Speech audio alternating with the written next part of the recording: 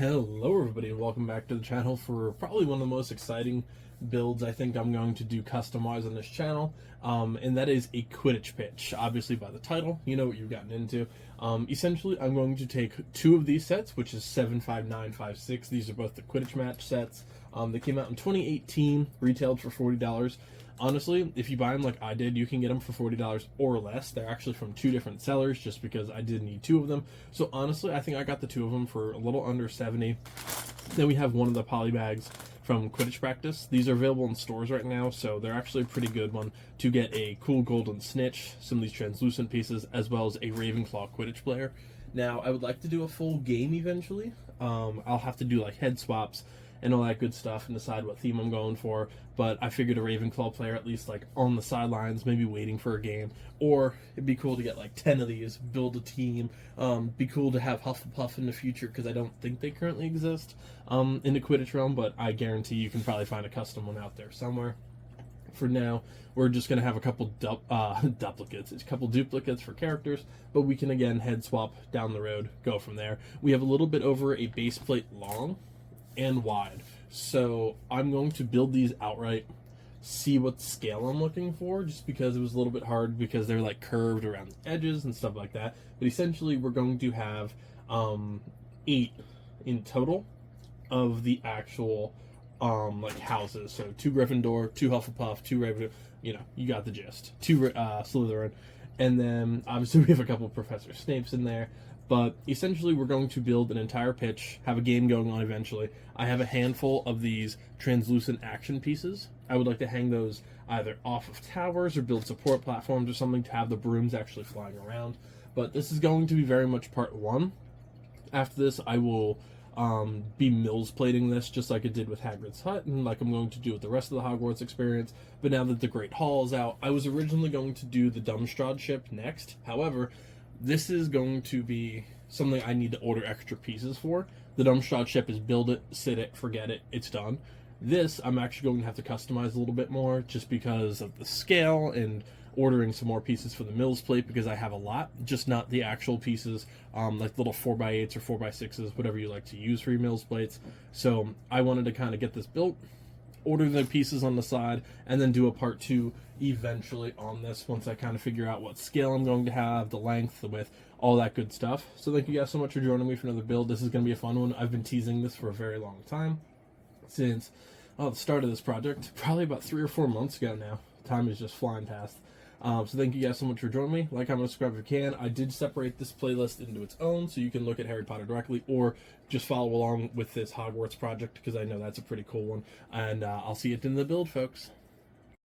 Alright, so this is going to be part 1, again, of a much larger project of building this Quidditch pitch. However, I am extremely happy with how this turned out so far. I tried to incorporate as much of the original build in it as I could. So, like a lot of the original designs, I haven't customized any of the towers. I added a couple minifigures here and there, but that's it.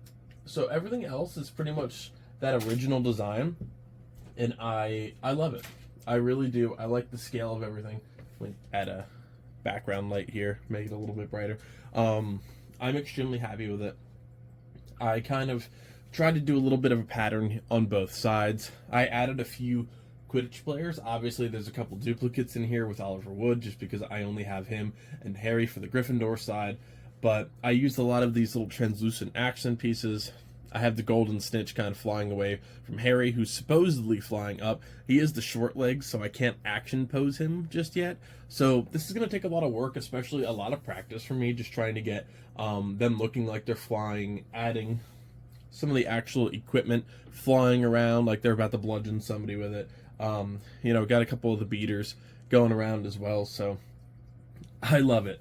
I'm genuinely very happy with this. Like, it brings a smile to my face to see the Quidditch pitch coming to life. As a huge sports fan, especially soccer and hockey and stuff, it's it's cool to see, you know, a sporting event finally coming to life in my Lego world here, and it's super cool. I love it. Now, if you guys don't like it, let me know what you think I should change in the future. Next time, I'm going to be Mills plating it. Then we can add some texture, some more sand elements. We can add some more players. I have a whole list of minifigures for the outsides. What I think I'm going to do on either side here, and I can turn it to make it a little bit easier, there is enough of a gap that I should be able to fit one more tower. I want to do a teacher stand on either side, so I can have like Dumbledore, and I have Snape in the Slytherin side, but Dumbledore, Quirrell, that whole crew, and Snape obviously is going to stay.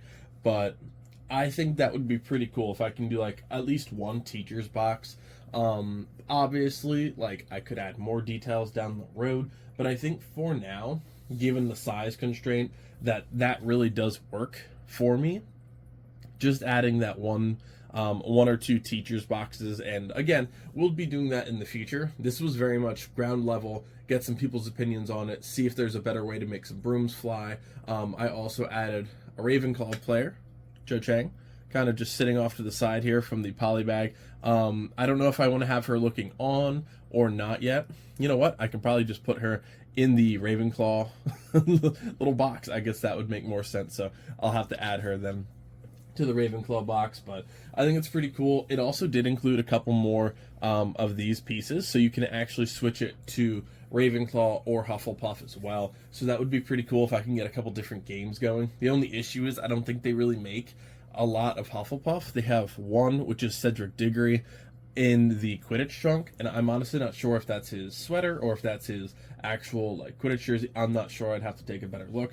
But obviously we do have some Ravenclaw representatives here, so eventually, hopefully in the near future, I do leave for vacation very shortly, so I'm stockpiling a lot of these videos and getting a lot of big projects done so I can take a couple weeks off from work, from the channel for the most part, but I'm also going to be starting potentially some huge stuff while I'm on vacation as well. When I come back, I took a few extra days, so that'll be pretty exciting. But overall, I am extremely happy with this. Again, it is 2 unmodified sets.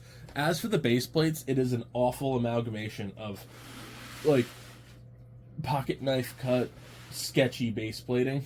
It's sketchy. That's why you see all these little pieces. Until I Mills plate it, it's very unsecure, so I tried to get it as best I could locked in, and I'm happy with it. I really am. I think it looks great, and you know, I can rip around this side so you guys can get it from both perspectives, but I think it looks awesome. I'm genuinely really happy with this so far. I think it looks really cool. It's something completely different. Like, it's not something I've ever attempted before, so I am really happy with how it turned out. Once we Mills plate it and actually get that raised surface, add some more players, add some more people to the actual like fan boxes here, I think that's going to be really cool. Now let's place it in the actual Hogwarts display and show it off with the entirety of its setup. Alright, so here's the overall first view of the entire project here. We've got the Forbidden Forest and Hagrid's hut, fully texturized Hagrid's hut, also a very brand new project to the channel. We're going to be doing the Forbidden Forest here pretty soon. We have the huge minifigure display, added a couple from this set to there actually, since I have a lot of duplicates. We've got the boathouse, the brand new Great Hall, and a lot of the 2018 to 2020 sets, just to add some depth for now, of course, on that lake. And then here's the newest addition to the LEGO Harry Potter lineup, the Quidditch Pitch, complete with 2 of those Quidditch match sets, and I am very happy with how it turned out so far. Again, this is a work in progress, so definitely let me know specific characters you think would work well here, maybe some modifications I can do in the future. Obviously, I can upgrade, like buy a 4th round of these, or a 3rd and 4th round of these sets and build like double-sized, which could happen in the future. We'll see. That's definitely a possibility, and honestly, with that design, it is pretty easy. The only issue would be that it would be good for top, but not necessarily width, so I'd have to figure that out. But overall, I am very happy with it so far, and I'm really loving how this Harry Potter project is turning out. It's taken a lot of time, but you know, like I said, I'm dedicating my end of June into July and maybe even August primarily to this project and getting it to a point where it's not finished, obviously, just because, you know, this Hogwarts is going to be ever expanding with the new lineup, but that to a point that I'm really happy with it, and then I can look at it and like see all these little stories, and I'm slowly adding like little scenes and minifigures and little stories. There's some going on that the camera can't even pick up, so I'll do a little storytelling with it one day. But overall, the Lego collection is in a great spot. It's the biggest and baddest it's ever been, and I'm extremely happy to share it with you guys. So like, comment, and subscribe if you can. Helps the channel out a ton. Again, let me know of any sets that you would like to see added to this display in the future. And follow me on Instagram as well. That is going crazy lately, so it'll be great to continue growing our little audience on there and getting to talk to more of you guys and some fellow Lego collectors and builders as well, and all those tips, tricks, and all that good stuff. So thank you guys so much, and I'll see you next time. Happy building, everybody.